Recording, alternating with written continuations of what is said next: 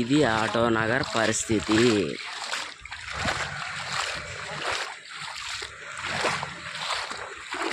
First రోడ్లోనే ఎంత మునిగిపోయిందంటే మిగతా 8 రోడ్లో ఎంత మునిగిపోయి ఉంటుందో చూడవచ్చు.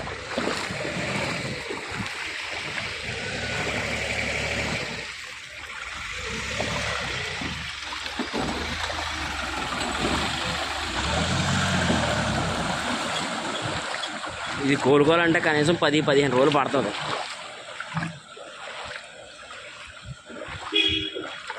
ఎదురున్న వాళ్ళు బేగానే కోలుకుంటారు, వెనకాల ఉన్న వాళ్ళు ఏం కోలుకుంటారా?